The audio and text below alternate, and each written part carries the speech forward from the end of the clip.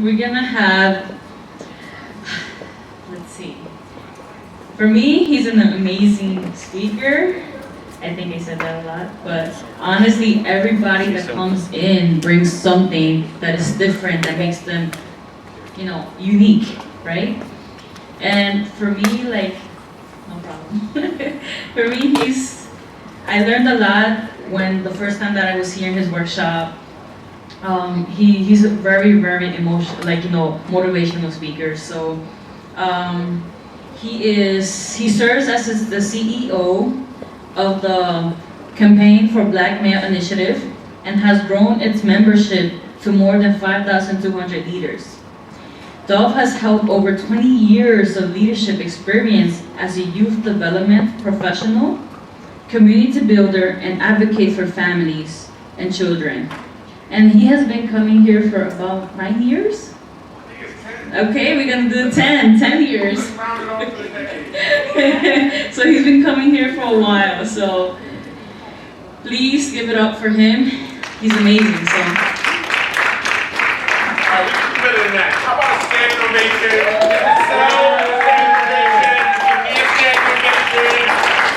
Like your favorite sports team just won the championship. Standing ovation like you love yourself. Thank you. Standing ovation. Standing ovation. Right. We can do better than that. I don't want piggyback. I want standing ovation. Right. Excellent. Thank you so much.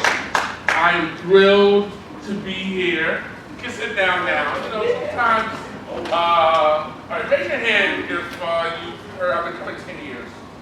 Raise your hand if you've been a part of my workshop. Oh, all right, we have a lot of new folks, right? Okay, some people might say, oh, not this guy again. We have to listen to him and his stories. Let me ask you why I gave you a standing ovation.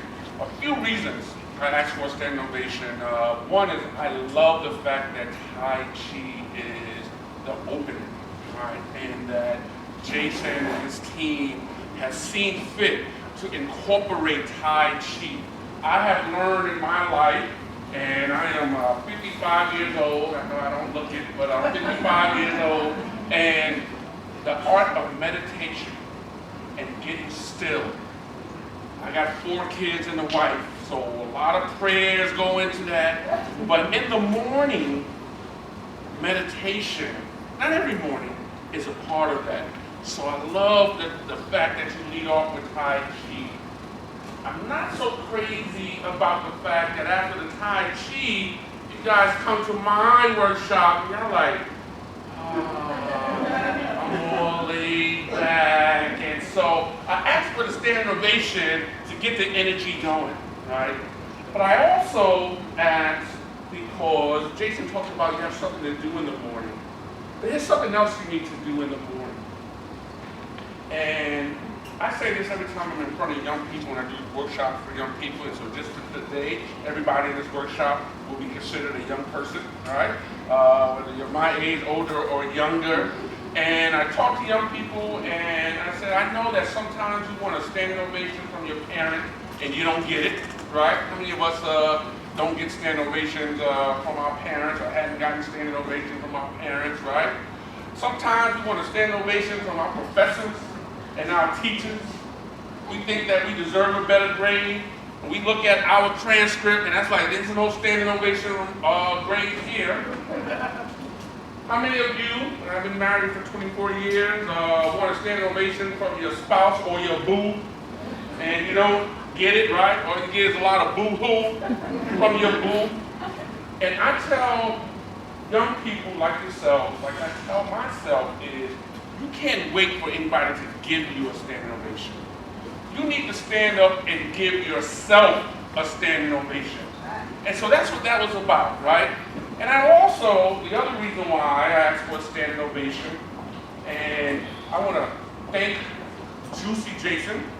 I'll explain what that is all about later, right? You know, God looking at me, what kind of workshop is this? But I'll tell you why he is a Juicy Jason in a moment.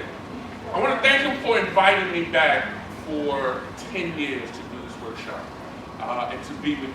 And I don't really see this as a workshop. This is just a conversation, an opportunity for us just to come together and have a leadership conversation, and for me to learn just as much from you as you're going to learn from me. I'm not a big shot.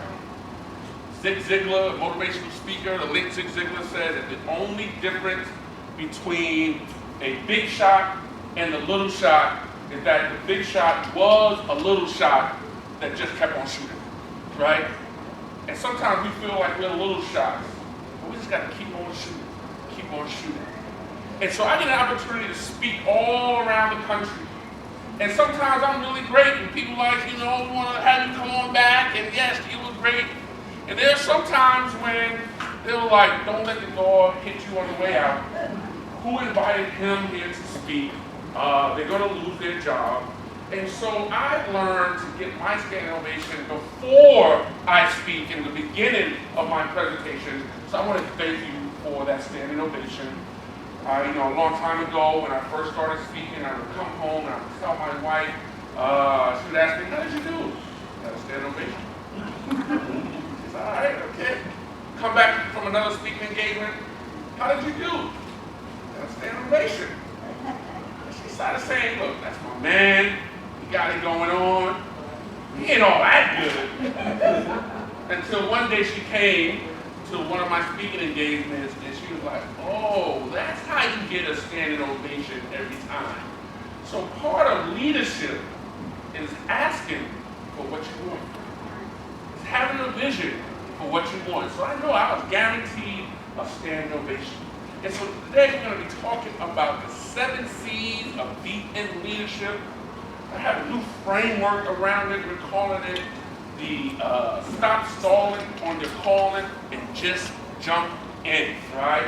And so we're going to have some meditative moments. Usually I hand out a workbook. I'm not handing out a workbook this time.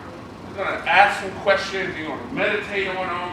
And I want, well, this is a workshop. I'm going to be shopping for some new ideas, but y'all going to be doing all the work.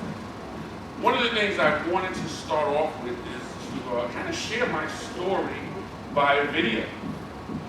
This is my 10th year coming to Hostos to do this workshop. It used to be at the building on the Grand Concourse. Then we switched down here. And I am celebrating this year 10 years leading my organization, the Campaign for Black Male Achievement, which when it was founded in 2008 was supposed to be a 3-year campaign. Part of leadership is persistence. Part of leadership is breaking out of the mold. And so before we dive in, I'm going to take a moment, and hopefully this will work, and show you the video of the story of the Campaign for Black Male Achievement. Coming to save the day in our communities. We are the iconic leaders that we've been waiting for. We are the curators of the change we're seeking to see. Black Male Achievement is about the potential, beauty, and humanity of every single black boy that's born in the United States. At our core, American values are about equality, opportunity, democracy, and in each of those values, black men and boys have suffered greatly. We cannot say that we have succeeded as a country when the entire demographic continues to fail by little fault of their own.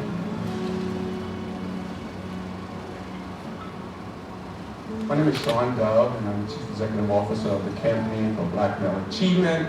I think I've been prepared for this work since I was born. I didn't grow up with my dad. Never woke up one day to say good morning to my father. My mother was a single mom, and around that time I began to hang out in the streets. I grew up in the drug culture. I was getting deeper and deeper into my addiction. One of my best friends said there's this youth program that they're giving away uniforms and sneakers for their basketball team. And it was called the Dome Project. The executive director was a man named John Simon. And I remember one day he said to me, you have potential, Sean. You spend less time on the corner of 80th Street and National Avenue, you can do things. I came to learn that the right word from the right person at the right time can have a transformational impact. I joined the Open Society Foundations in 2008 when they were launching a campaign for Black male achievement, hiring chiefs of biology was one of the smartest things that I did. And we had a unique ability to navigate both the boardroom and the block. So often when we come together in these spaces around Black men, it's in their death. It's in their suffering. But how often do we get into a room to celebrate greatness? We have a lot of politicians, individuals who still drive a narrative that if young Black men would pull up their pants, if they would just cut their hair, that they would get that job, they would get to college. The reality is that there's a history of barriers that complicate that. We need to eliminate those barriers so Black men can truly thrive and be who they are supposed to be. I think the most important thing that CBMA has contributed to this work is bringing together many different people from spaces all across the country who are thinking about policy, who are thinking about education, who are thinking about culture, to understand how we can collectively engage. We are renewed, we are restored, and we are ready for the rumble. Rumble, Young Man, Rumble is celebrating the principles of Muhammad Ali with mentors and organizers and community leaders from across the country and having conversations about how we heal as Black men. We are an African people. We are an African people. We'll strive To bring new value bring new life and new life and new life for our people. for our people. It is incredibly important for young Black boys to see strong Black men of all types conspiring for their success. I identify myself as a leader, an innovator, and a game changer. I identify myself as outspoken, outgoing, and a servant of the community. Narrative really is a critical part to transforming the lives and opportunities for Black men and boys. We came up with this idea called Black Male Reimagined. What if we brought together our cultural entertainers, our branders, our marketers, all centering around this question, what can we do to reimagine Black men and boys in people's minds? We provide opportunities for diversification on the air, for businesses to be built, for brands to be established. Criminal justice should be tied directly to what we know are full investments in the life chances of young people in our community. There's a lot of work that we can all do to hold media accountable in terms of the images that they're showing and the images that they're calling reality.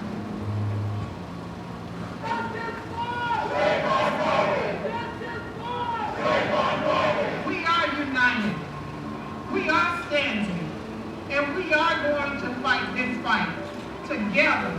After the death of Trayvon, I remember feeling emotional to the point where I was crying. And I couldn't realize why I was crying, only in the sense that I had no faith in the justice system.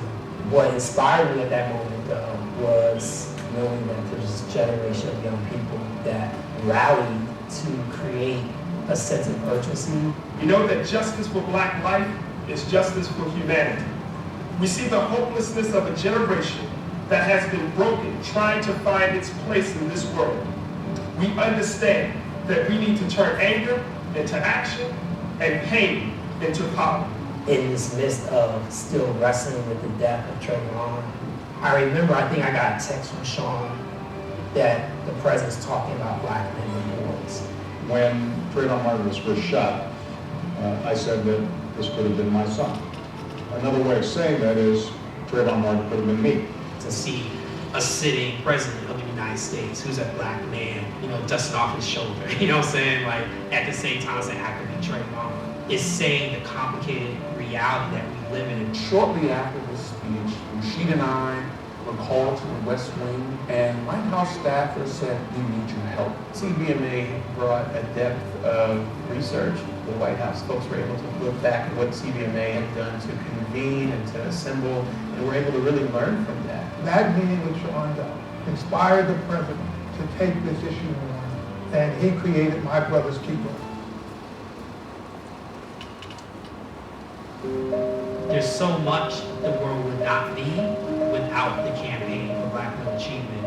It shifted the atmosphere, it shifted the way people talk, and in democracy, that's supposed to be a promise for all, the absence of that promise fulfilled for Black men and boys is actually an unfulfilled promise for America.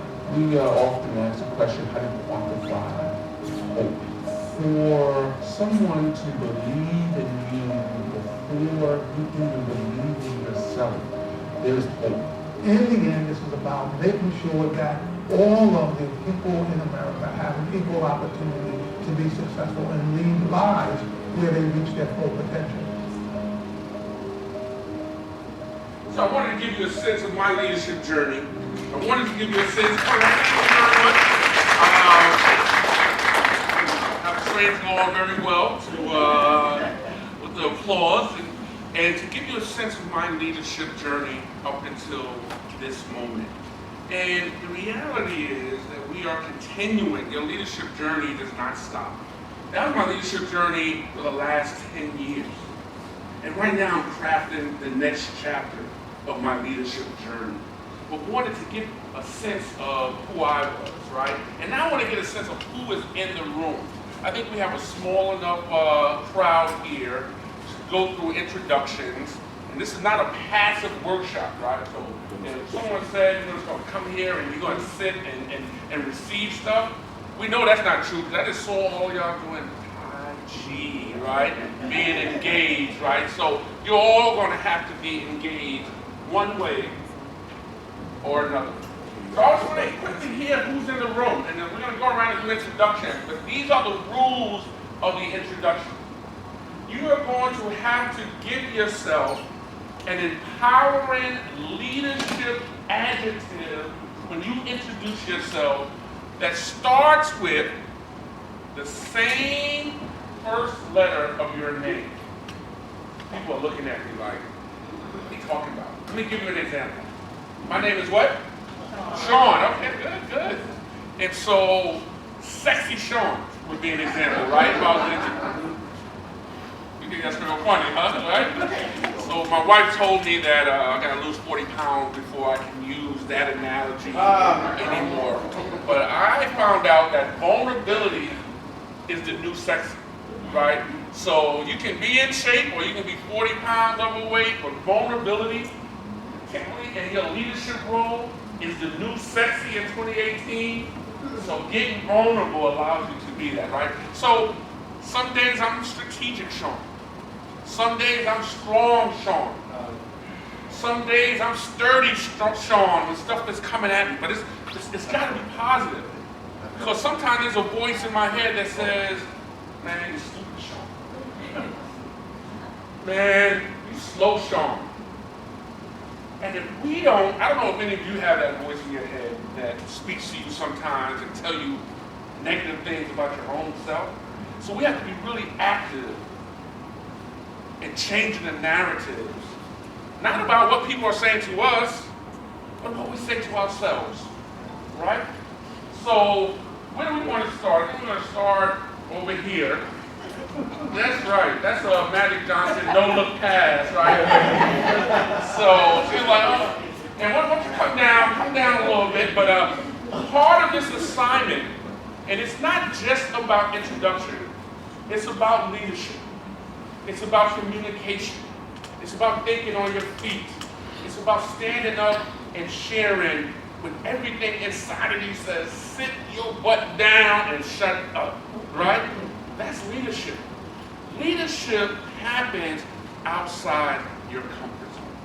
And so part of my job is to get everybody out here in this room today a little bit outside of their comfort zone. All right, so I kind of stalled for you because you gave me that look, right? So I stalled for you enough, so you're going to have to model for everyone your introduction. Okay?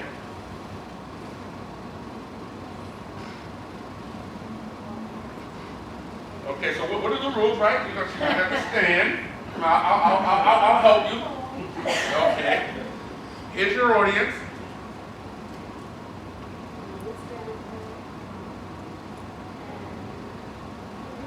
Speak up a little. My name is Jennifer.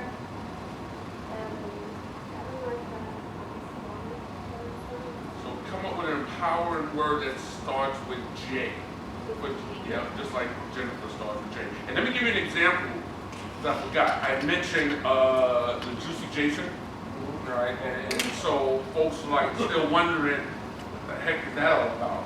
So when we were first doing this, 10 years ago when we were introducing ourselves, Jason described himself as Juicy Jason.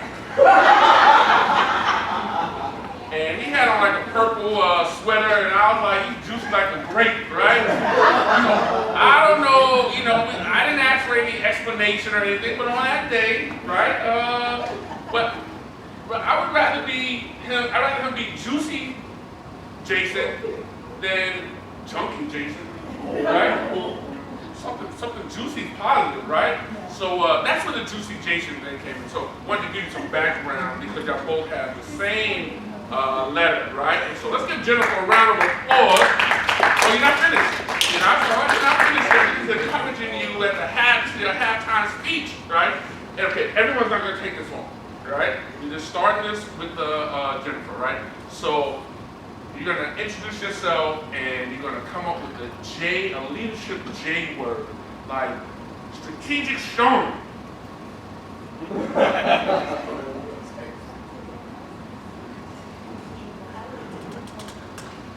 Okay, so you guys are ahead of the game. You got a good group here. I was going to say teamwork. Dream work takes teamwork, right? One of the things we're going to learn in this workshop is you can't do anything alone as a leader. You're not going to get far. You got to use people around you. And also about vulnerability as a leader. People think that leaders are about, command and control. I'm the general. I got this. The best leaders know how to ask for help. The best leaders know where their weaknesses are and say, I need you on my team because you have this strength that I don't have. And so, by Jennifer saying, you know what, I can't think of anything, we've heard some examples. Somebody said, who said jubilant? All right, so there's jubilant Jennifer, there's jamming Jennifer. Oh, all right, yeah. I think she liked that better than jubilant. Jolly. See, so from your leadership partners here, you got three options. You can be jolly, you can be jubilant, you can be jamming. Which one you want? You want jamming, all right. Okay, we're gonna start over here. You gotta stand up and say who you are with your empowering adjective that starts with the same name, and we're gonna flow, and then we're gonna come over here. Or you never know, we might just break and come back over here, so y'all gotta be ready. So, my name is Marissa Morales, and I guess my adjective would be motivated. Motivated? Yeah, since I'm almost done with school, I graduate this June. All right. Motivated, Marissa. Marissa. Okay. All right, let's keep going. I'm just throwing up some of these words, right, that we can, we got it.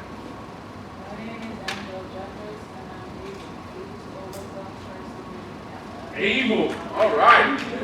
All right, let's go. Who's next? Talented. And tell me your first name? Talented. Tajing. Tajing. All right. Okay. All right, keep going. Compassionate. I'm writing these up here. These are all leadership qualities because while my name is Sean and I'm I'm strategic, I'm not borrow compassionate. All right, brother, you're next. Oh, shoot. Rambunctious, renowned. Oh, man, you want to make me spell that? All right, who's next?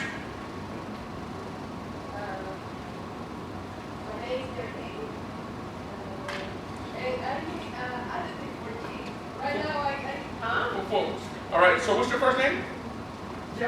Geraldine. All right. So Geraldine, you want a G word. So let's hold. Let's give 1 second. Let's pull it out of her, right? We're gonna let her push it out of herself instead of pull it out in this particular instant. So take a meditative moment, right? You might want to get into your Tai Chi stance, right?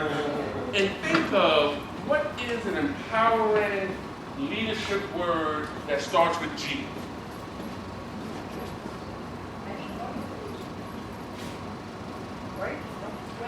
That's right. So I was talking about Muhammad Ali. You got great, you got genius, generous, gregarious. Which one do you like? You like them all? That's greedy. No. You like them all? Which one you want? Yeah, that's because that was yours, right? You like, oh, you're generous? That's what you said. So- Genius. Oh, genius. Genius, right? And also something about, so let's give Geraldine a round of applause. Genius, Geraldine. I was hoping she'd say generous because I wanted to borrow some money and see how she was. All right? So that's who you are. You're a genius. Okay, let's go. My name is Chris Herrera, and one adjective, Curious. Great leadership quality. Let's keep it moving. My name is Marcus, and I would say marvelous. Oh, marvelous Marcus. Ooh. All right, let's go. Let's keep it going. Get all these good words up here.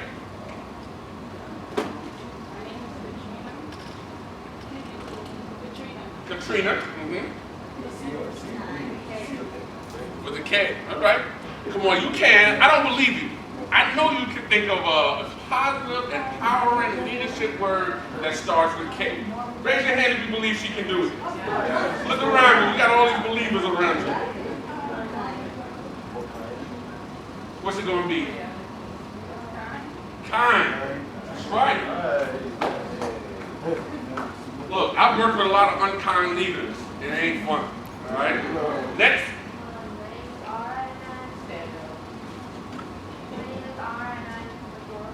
Oh, adorable aura. Wow.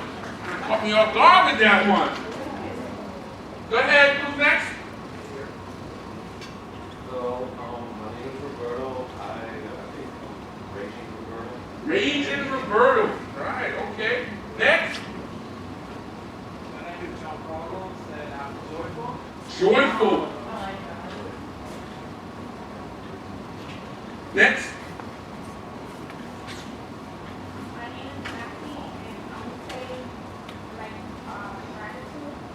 What's your first name? That starts with a N? So nappy, right? So you gotta come up with a word that starts with an N at the same first letter of your name. I would give my example of me, but I keep doing that and people don't believe it, so.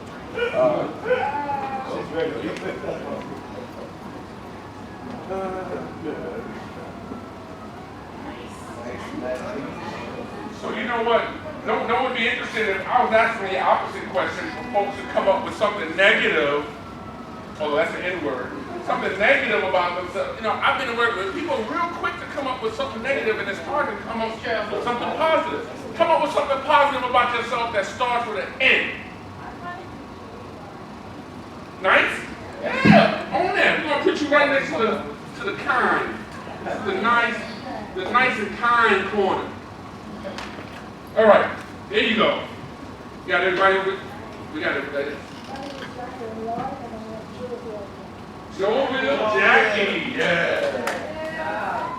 We were in this workshop before, that sounds familiar. Jovial Jackie, no? Oh, all right. All right, somebody's Jovial was here before also. All right, next. Hi, my name is Charlene, and I'm going to say capable. Capable, right? I am all for capable leadership. Thank you. Next.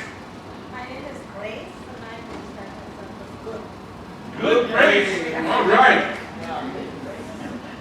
So I know they had some time to warm up on this side of the room. Right?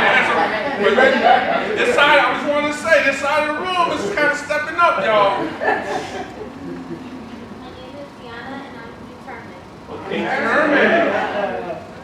Determined Deanna? Diana. Oh. All right, let's keep it going. My name is Nolani, and I'm noble. Noble.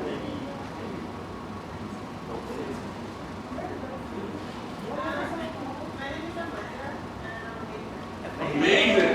I bet you are. Next. Brave, Beecher. You know, we're going to be talking about bravery and courage in a little bit.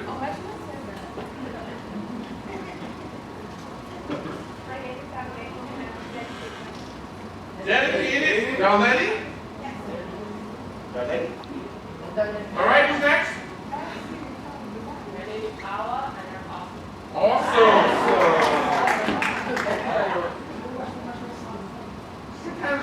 You get like that? You are. You must be awesome. Now, there's a saying, it's not what people call you, it's what you answer to. Right? We've heard that before, right? Now, when they call you what you know, it's like, what's in your head? Sensational. Right. All right, let's go. Who's next? All right, my name is Renee, and I'm Resilient Renee. Okay.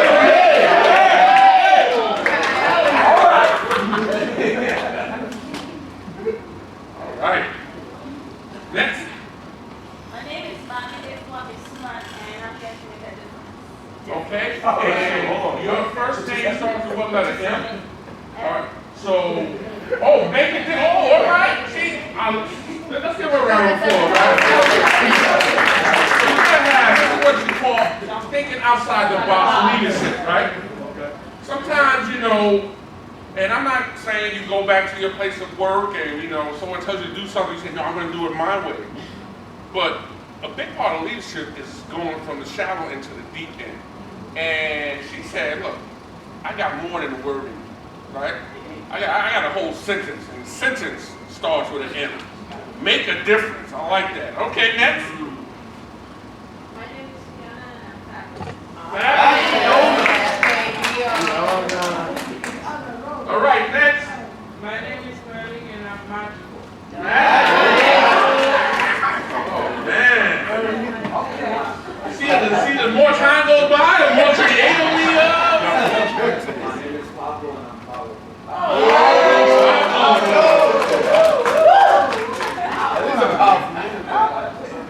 Next. My name is Amo, and I'm Ambitious. Okay? My name is Ulrich, and I'm well organized. Well, all right, so you flip the script on me, I'll let you do that.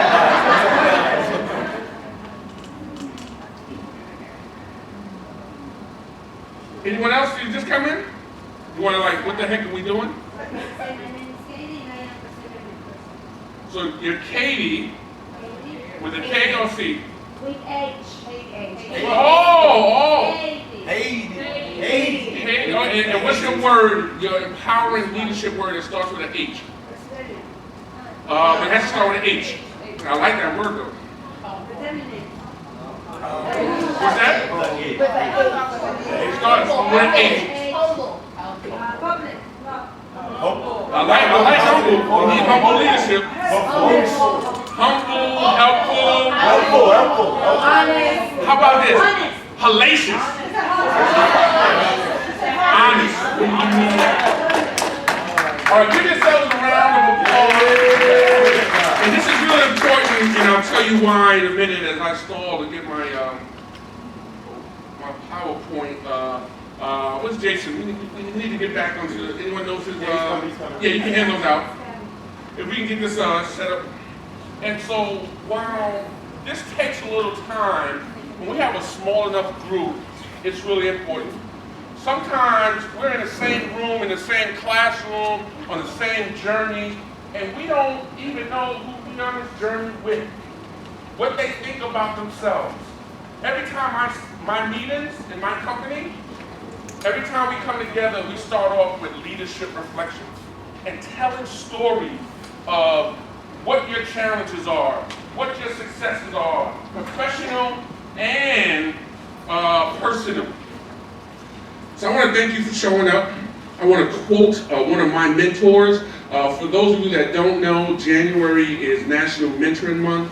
One of my mentors is Susan L. Taylor. I don't know if anyone knows her, know that name, Susan L. Taylor from Essence Magazine. And when I was running the community center in Harlem, God, this was about 20 years ago, 21 years ago, she came to speak. And she said something, we should do this annual Kwanzaa speaker series. And Susan Taylor said to the audience, there was like 600 people in the auditorium. But sometimes you go to an event and you feel like that person, there's 600 people, but she was talking to me.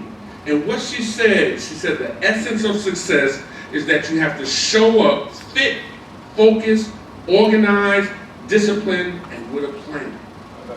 That is just like in one sentence, That's some powerful stuff. You have to show up. If you want a kiss on that first date, you gotta show up for the date. If you want to hit a home run, you gotta show up to the plate and take a swing. So half the battle is showing up. There's some empty seats in here. Somebody woke up today and said, I decided I'm not going to show up. The thing about deep end leadership is you got to show up, right? So happy to be here. I'm going to talk about deep end leadership. In the past, when I have shared this story, I have used the swimming pool metaphor. I'm going to tell you where that came from. I told you I had 4 children. My oldest daughter, Nia, when she was about 8 years old, my wife did the hard part and signed her up for swimming classes at the Y for Saturday morning. I had to do the easy part, wake up 8 o'clock Saturday morning and take her to class. And I remember vividly, this was like the 7th week of this class, where this was the week where the kids had to jump into the deep end with their flotation device, right? You're like, oh, the deep end, right? We're talking about deep end leadership. You know, the first week, they start splashing. The second week, teach them how to float. And some parents would drop their kids off and they would dip out, run some errands. But I like to stick around and, check out the class with, little Nia. You have the first kid you like really engage, right? After a while, the second and third and fourth, like, all right, see you later, get there on your own. What do you mean, you're 8 years old, you can't drive yourself there? Anyway, I saw this scene where this little girl, little Latina girl, was standing at the edge of the pool with her flotation device in her hand. The instructor was in the water. Now, for her, it was deep water. He was an adult. He was able to stand. He was telling her to jump in. And I was like, what's going on? And all the other kids, there were about 12 other kids that were on the other side of the pool